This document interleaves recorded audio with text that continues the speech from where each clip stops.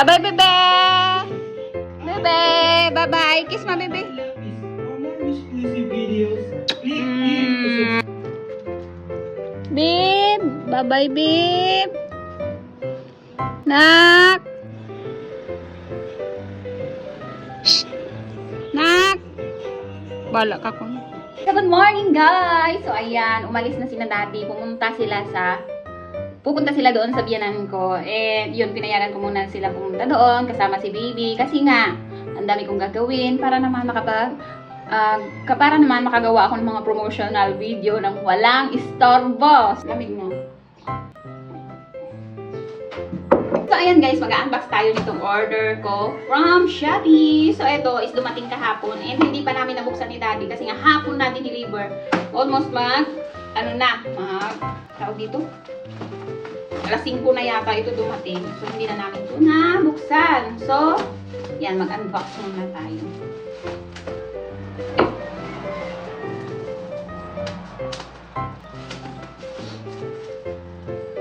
Walang talim yung gunting, as in, matalim pa ang ngipin ko. Gosh. So, hopefully, wala itong basag kasi nga, ano to guys, baso, kasi wala na kaming baso.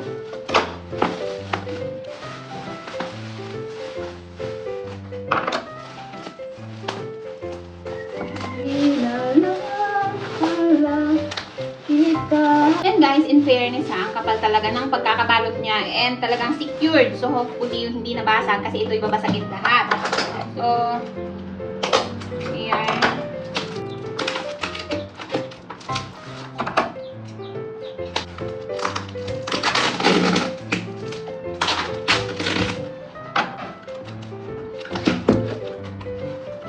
Okay.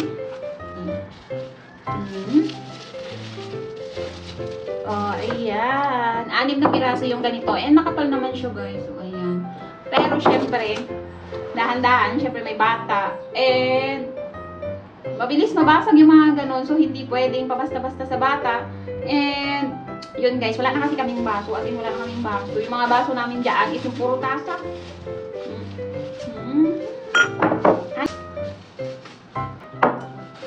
So, ayun guys, sobrang secure niya kasi individual yung may bubble wrap, individual meron siya talaga. So, ayan, makapal yung yung pagka-glass niya, makapal siya. So, hopefully is tumagal sa amin, hindi maubos agad ito. Kasi nga, ewan ko bakit lagi nababasag sa amin ang baso. Yung baso namin kasi is 6 na piraso lang. And, yun yung regalo pa sa amin nung kasal namin. So, sobrang nipis ng basong yun. And, hindi na kami nakakabili. And, nung mga nakaraan is, nagreklamo si Daddy, bumili ka naman ng baso, wala pa tayong baso. So, ayan, nag-order na ako. So, yan, 6 piraso lang. And, itong isa is baso na parang tasa. Pwede siya sa hot. So, ayun, buksan natin ito.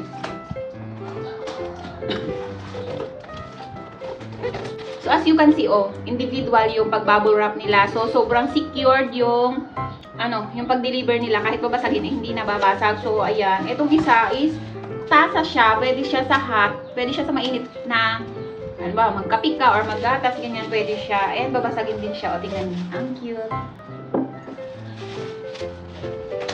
Oh. Akala ko may basag ba? Hindi naman pala. Para lang siyang light. Ayan. Yung parang pinagdugtungan ng baso. Hindi ko alam kung bakit may ganito. Ayan. Sobrang visible yung pinagdugtungan niya no glass. Ayan. Pero pwede naman siya sa hot water. So, I think hindi siya mababasag unless malaglag. So, ayan guys. 6 din to. So, ayan guys. Ito na lahat yun. Puro babasagin and puro transparent. So, wala pa kaming lagayan. So, maybe lagayan yung sunod na bibilhin ko.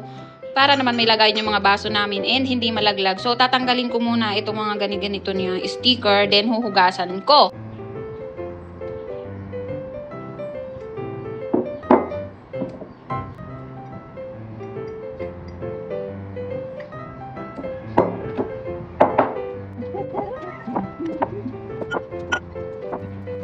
So, ayun guys, huhugasan ko na to and yun, maybe later pa uuwi si na Daddy, mga around depende kung anong oras umiyak si baby.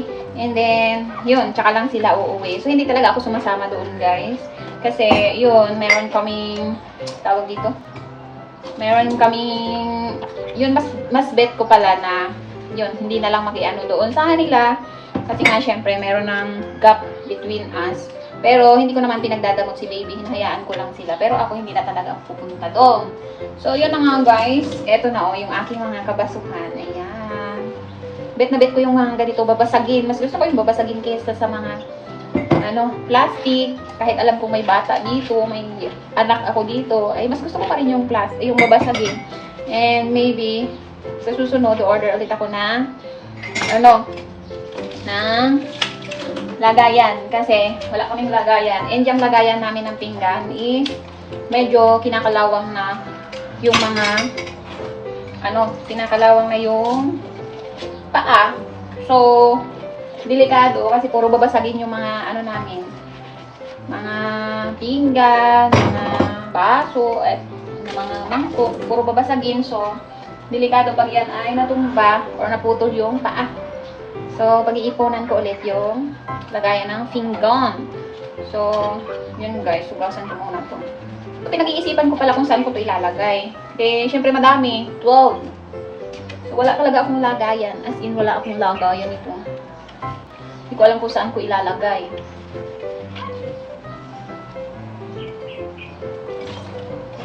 Para sa'yo, saan ka masaya?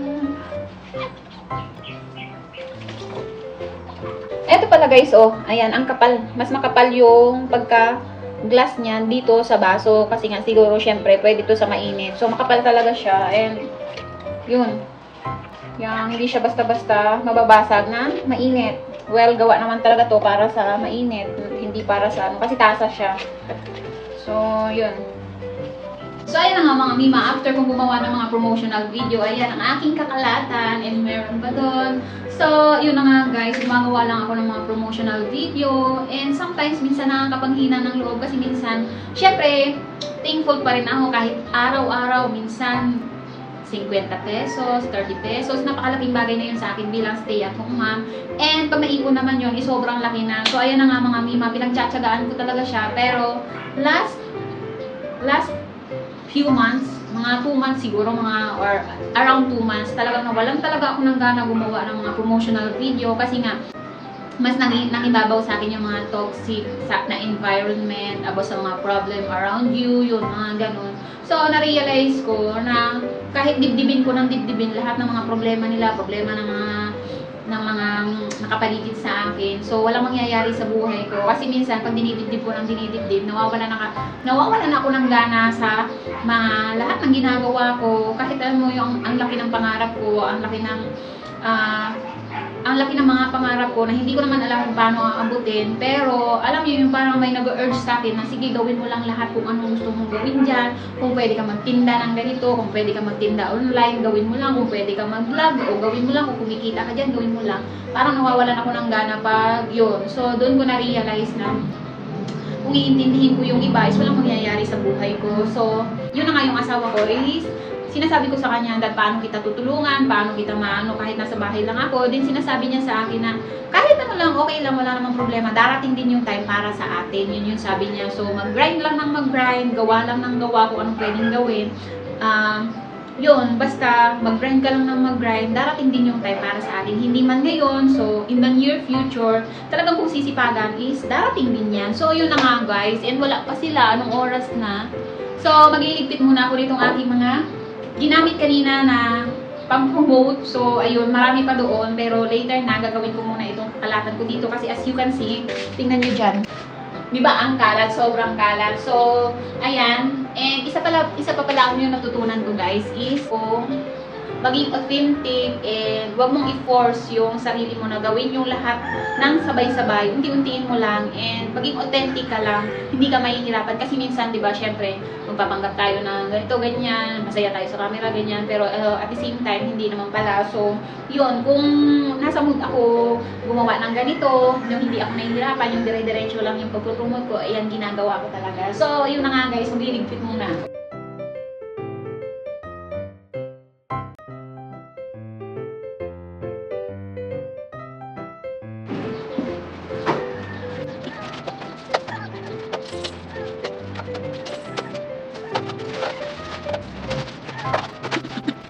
guys, before ako magtupi ng aking sobrang daming tupiin, so ayan, yung nilabhan ko nung isang araw, kahapon ko yung tinanggal sa sampayan. So before ako magtupi or gumawa ng ibang bagay, magsasaing muna ako kasi baka umuwi na yung mag-ama ko, so wala kaming pagkain. So ayan, magsaing muna ako guys. Kunti na lang yung bigas namin. So ayan na lang yung bigas namin. So kawawa yung daddy ko, ang daming gastos, sunod yung gastos. Kasi every 25th of the month, sahod niya, and every end of the month, bayaran namin ng kuryente, ng internet. So, yesterday, naubusan kami ng gasol and wala kaming budget. So, yun, bawas sa budget namin. So, tipid-tipid muna kami. So, pag mga ganon, medyo na si daddy, wala na naman kaming pera daw. Sabi ko, hayaan mo na kay meron pa naman tayong pera. Pagkakasyahin lang natin. So, yun yung life namin ngayon, guys. So, ganun yung realidad ng buhay kapag may asawa ka na. Unlike before, nung hindi pa kami nagsasama, wala pa kaming anak, nasa Taiwan pa ako. Every time na may gusto kaming bilhin, or gusto namin ng ganito, mabibili namin agad, hindi kami nauubusan ng pera. Parang easy lang ba, bumili ng mga gusto mo, ganyan. Pero ngayon, may anak na kami, dito na ako sa Pilipinas, hindi na ako nagtatrabaho sa Taiwan. So, sobrang laking adjustment ang gagawin, lalo pat wala naman akong trabaho dito, housewife lang ako, and nag-alaga ng bata. So, wala talaga akong ambag. Ang ambag ko lang ay dito sa bahay. Mag-asikaso sa bahay, mag-asikaso sa bata, ganyan. So, as much as possible na yung merong isang bagay na pwede akong gawin, like, ganyan, pagpropromote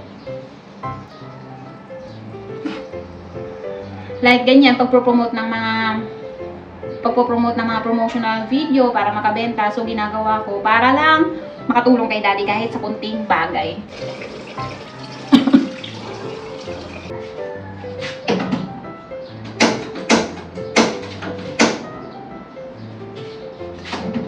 So, yun, maliligo muna ako and then mag-aasikaso ng ibang asikasuhin kasi mamaya.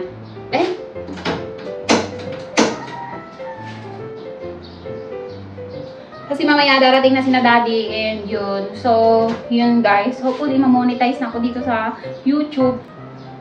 Para naman, yun, makaluwag-luwag naman kami dito. So, hindi naman ako naghahangad ng madami. Ang akin lang, magkaroon ng laman yung rep namin. So, yun guys. Hopefully talaga ma-monetize na talaga ako.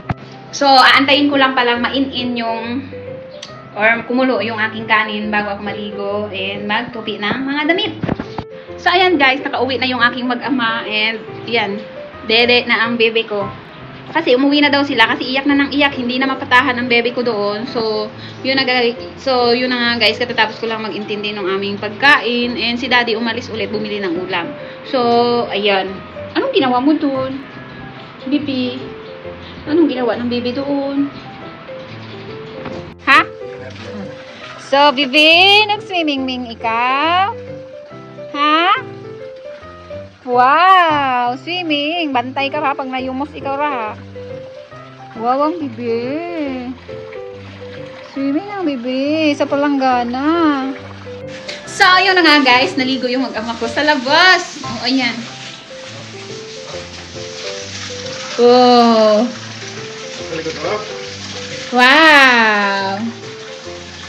So, dahil gustong-gusto ni Bibi maligo sa dagat, so, hindi kami makakapunta sa dagat kasi hindi talaga maganda ang panahon ngayon. And kailangan natin mag-ingat ngayon kasi meron na namang new cases ng COVID. Ano nga nila, Dad?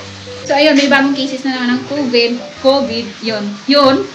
So, mahirap nang igala ang bata pag maraming tao sa mga ganyang lugar. So, yun, stay at home lang. And, yun, dyan sila naligo sa labas. So, malakas naman yung tubig namin dito. So, okay lang yun.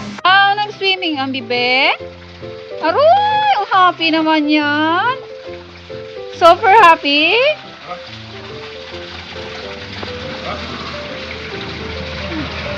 Feeling my pulse? Feeling my pulse?